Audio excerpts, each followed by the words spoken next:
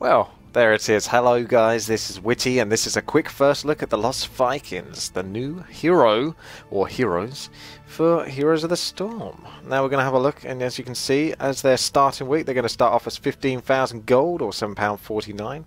If you want to go into the skins, you can see that you can purchase a skin for them for £5.49, or if you get the bundle, which is 25% off at the moment, that's £9.49 I believe, for both the heroes and the skin.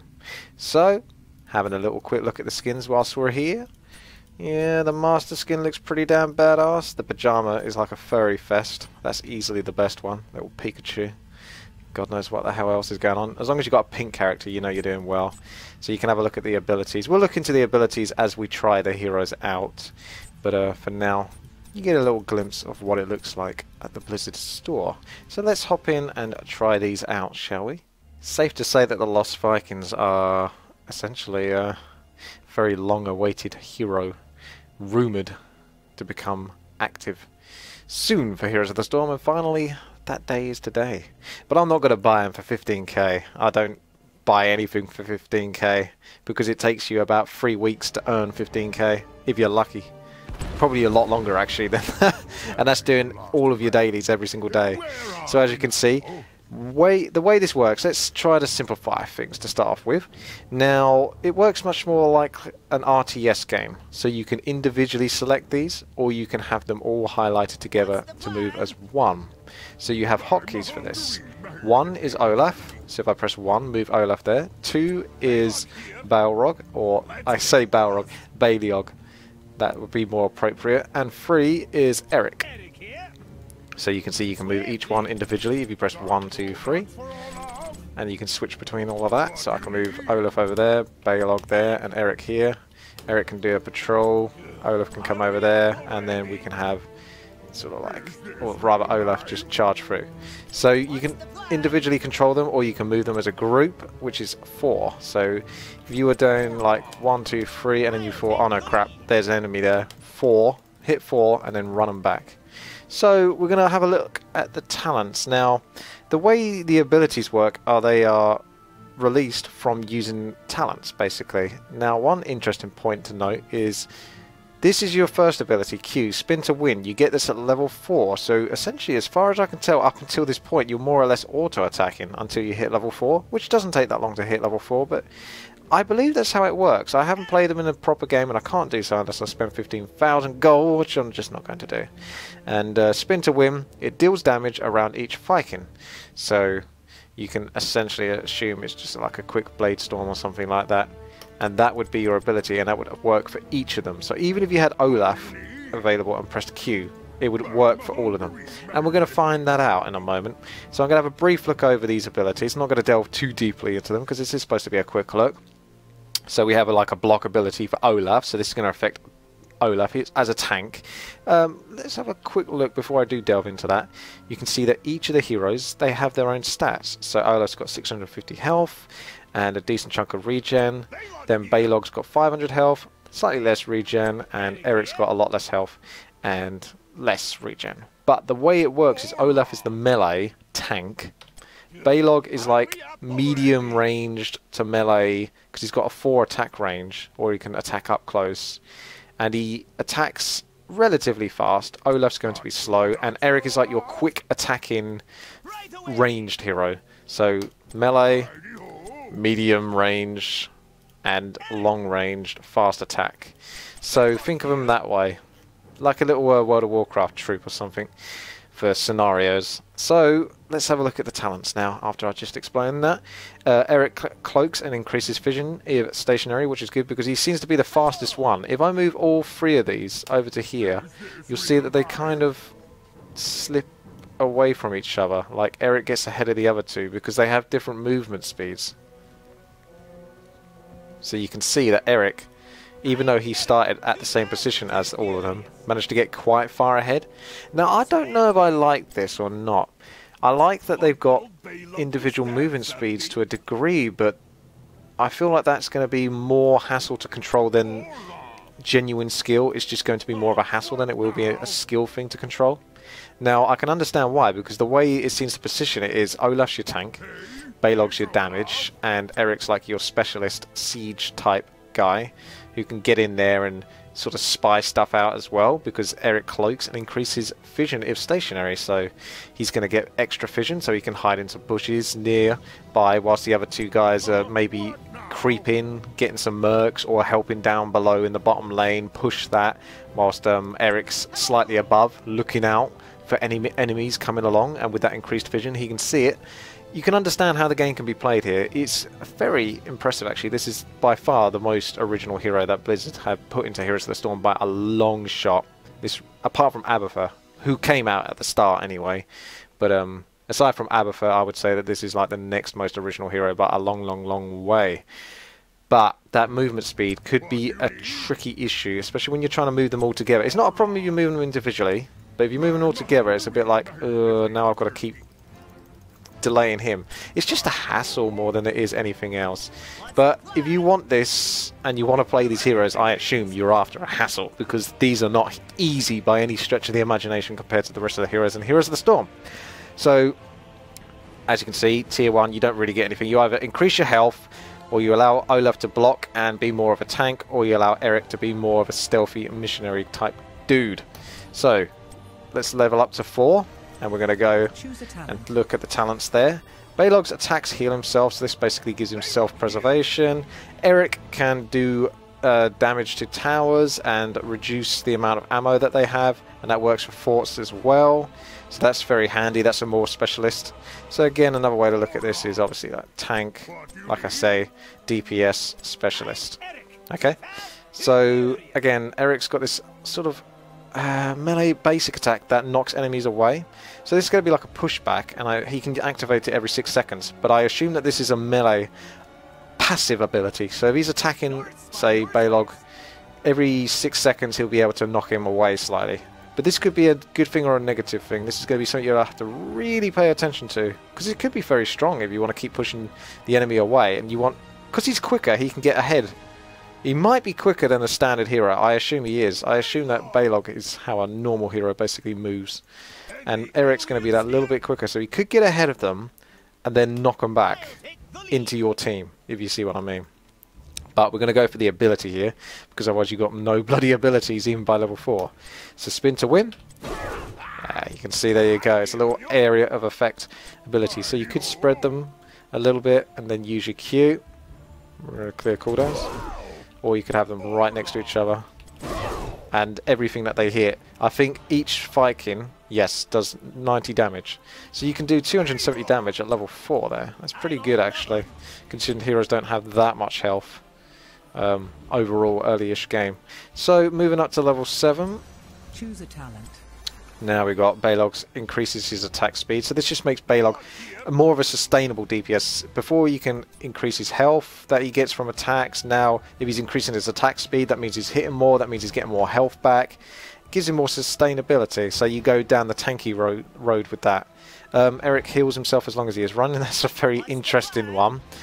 If you expect to be in a situation where you're consistently moving with him and he's always getting into trouble, a bit like Murky, he could be annoying in that sense, but that, I don't see how many other abilities he has that really work for him to be in a position where he even needs this talent.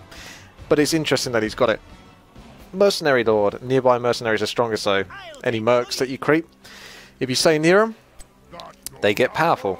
This is not to be underrated. Imagine that your team has 3 lanes. This is the middle lane right now. You've got bottom lane, you've got top lane. The good thing is when you go down, by the way, cursor, you can see where each of your heroes. There's Olaf, the stout. He's got like the shield. Balog is the sword, and Eric is the speedy boots. But like I was saying, if you have 3 sets of mercs, 1 in the mid lane, 1 at the top lane, 1 at the bottom lane, you could have your heroes, as long as they stay alive, by each one of those mercs on each of the lanes, and therefore provide 50% more damage, which one hero with this talent could not do. He could not be in 3 lanes at the same time. However, Lost Vikings can. So I think the best way to play Lost Vikings really is down like a... Well, it is a specialist hero, but it is definitely a lot of creeping, a lot of pushing mercs, a lot of trying to annoy, stay alive at the same time. Now this one is really hard to resist though. Jump. Again, it's an ability that you can actively use, so you're pretty much going to want to get it, otherwise you're doing a lot of auto-attacking. But you're controlling 3 heroes, so I suppose it makes up for it. Makes all Vikings invulnerable and able to pass over enemies for 1.5 seconds. You want to see what this looks like? It's pretty awesome. So we run into the towers here, clear our cooldowns. Oh no, we're getting attacked. Jump. And you're invulnerable for that time. So it's a fantastic way to escape. The only slight issue is that it activates for all heroes. Now it would be super complicated if you could have it for like one individual hero. So I just wanted Olaf to jump. But the others jump as well. But what if he was just about to knock someone back and do something really important for me, but because I pressed jump to save him? Yeah, it's choices that you have to make in the game. You can't have everything go your way because it does super complicate things if you have to actively press W for each hero. So like 1, 2, 3. You see what I mean? Just a curious thought, that's all. So let's move up to level 10 and then we can reset because there's 2 ultimates. We're going to go straight into Longbow. Well, actually, no, actually, we won't need to, because the second one is play again. This summons... No, actually, we will, because I haven't actually tried that one out, so I want to see what that does. Longboat Raid. So this is essentially a siege vehicle. You need all Vikings to be nearby, so if we try to activate it with them relatively distant, you can see it's greyed out. But if we bring them all closer together, we can then activate Longboat Raid. And there we go. It looks like it spawns at Olaf's position. So you got Q, which is like an area of effect ability, and otherwise it auto-attacks the nearest target. And I believe it will focus heroes, otherwise the next nearest thing, a merc or a minion, otherwise towers. So there's your Longboat Raid. Now we're going to reset the level, and level back up to 10.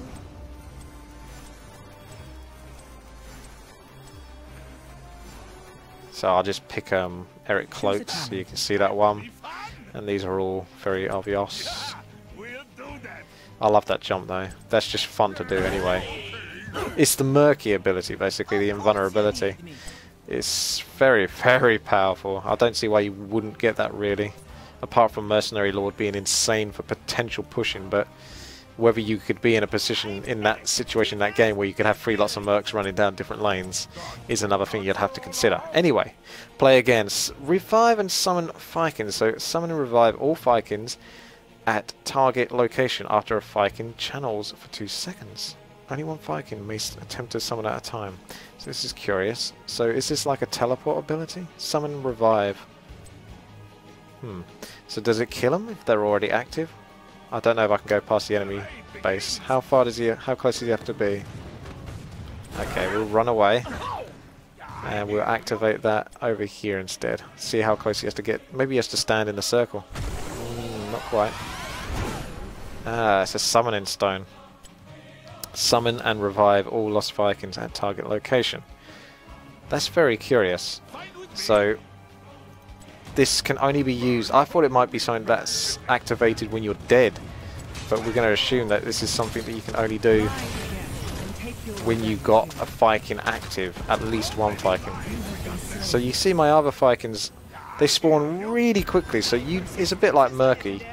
This death time for the lost Vikings, I don't know if it's bugged or not, but 25%, it literally takes like 2 seconds for them to come back. It is ridiculously short.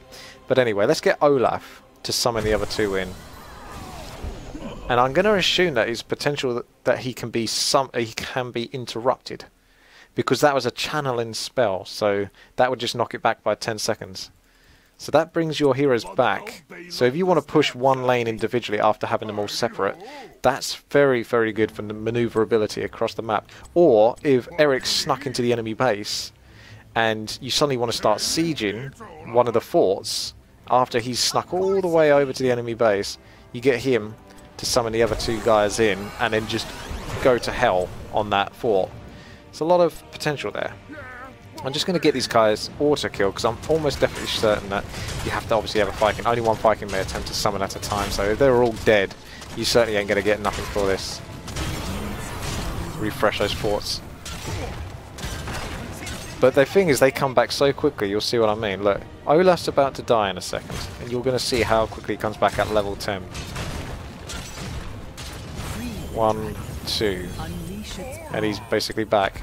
There's an interesting point to note, by the way. When they die, you can rally them to a position. So that's just like Warcraft 3 or something.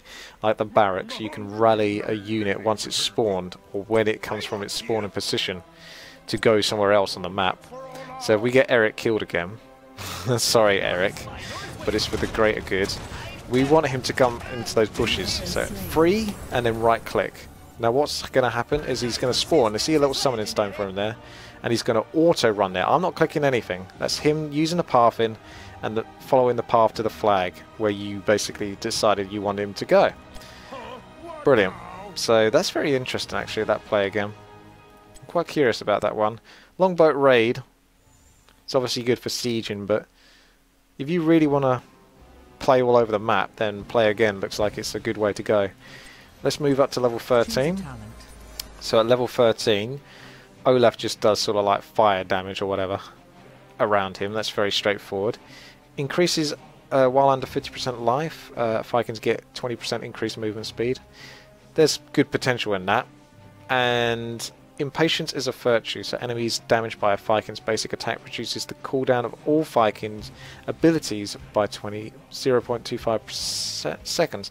Now this is curious, because this is like basic momentum, which is really good for Valor or something like that. That allows her to basically, if she's on auto attack, which she can attack really fast, she can get access to using her abilities, specifically Strafe, her ultimate ability. You know, very quickly after using it, which is originally on like a 60 to 90 second cooldown, but if you keep attacking, you can get it like 20 seconds later. I'm curious as to whether this works for like their auto abilities, like every 8 seconds, and Eric's where was Eric's one? Every 6 seconds. Does that affect their passive ability? Do you see what I mean? Would that, if he keeps attacking, would that become like a 4-second cooldown? Or, if it really does just affect your basic abilities, it's not that big a deal with these guys, because those basic abilities ain't that important, to be as simple, to be truthful with you.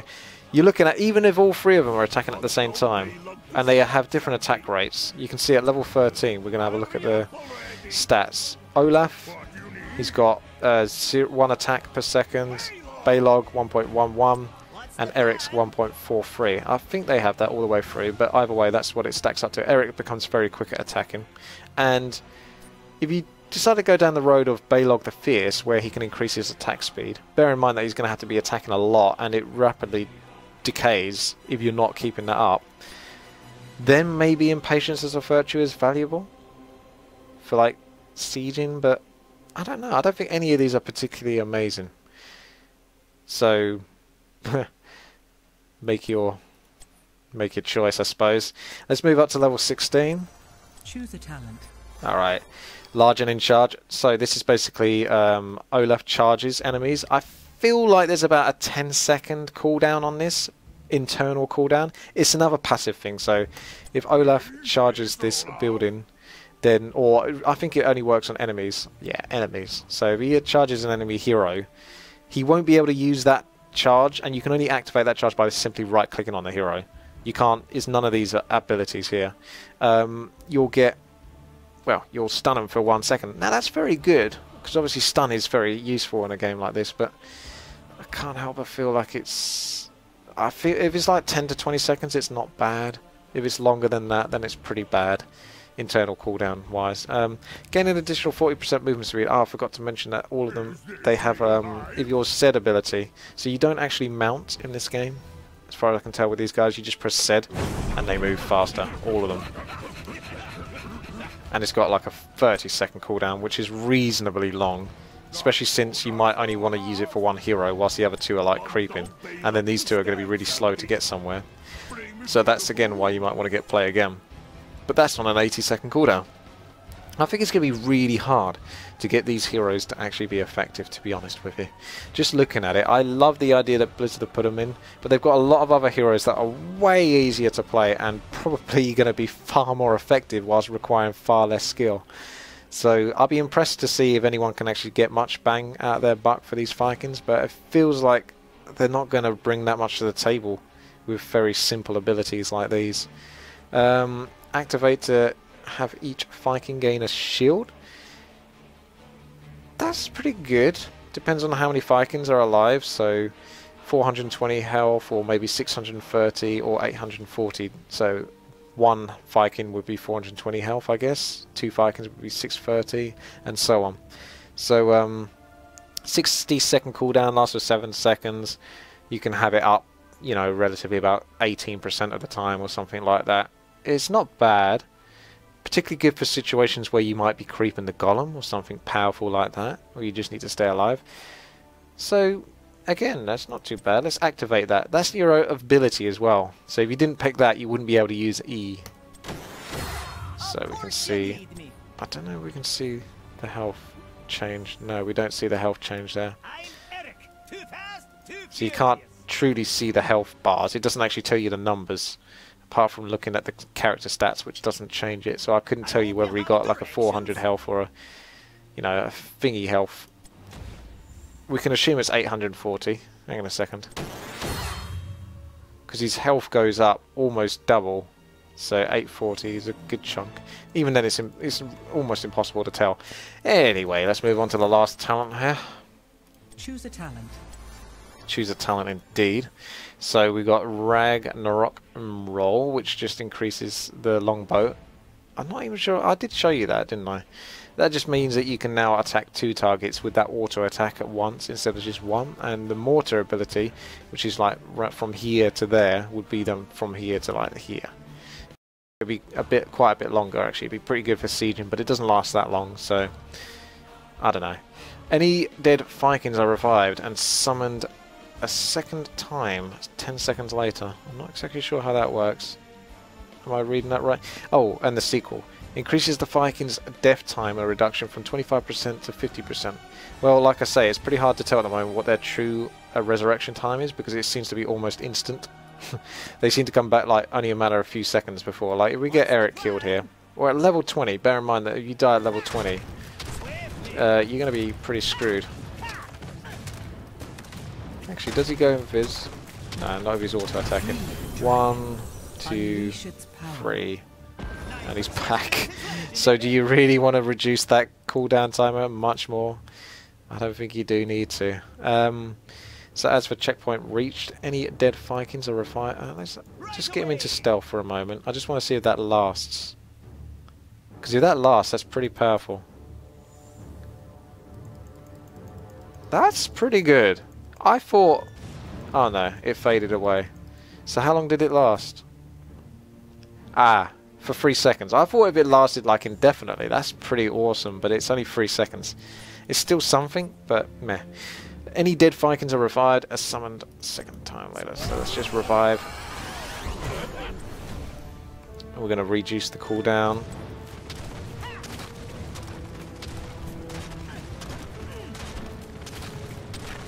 Yeah, it's hard to tell because he's going to come back so quickly. So I can revive him here. But it's still hard to tell. Ah, you can see a 6-second cooldown on that. So what does that mean? Does that mean he's coming back again? Summoned a second time. 10 seconds later. I guess what it means is if you try to summon here and Eric's dead, he'll spawn there 10 seconds later, even after the summoning stone's gone or something, or the summoning stone lasts for another 10 seconds and then revives him. I'm not entirely sure with you, because again it's hard to tell because the summoning or the revival time seems to be like 5 seconds long, which is like really hard to tell. Anyway, there's your Lost Vikings, ladies and gentlemen. I know this went on a little bit longer, but there you go. Curious. I think they add a lot of depth to the game in terms of the complexity of it. I'm not sure how much depth they bring in terms of how they're going to change how the game is played. You know, I still feel like people are just going to pick the same heroes.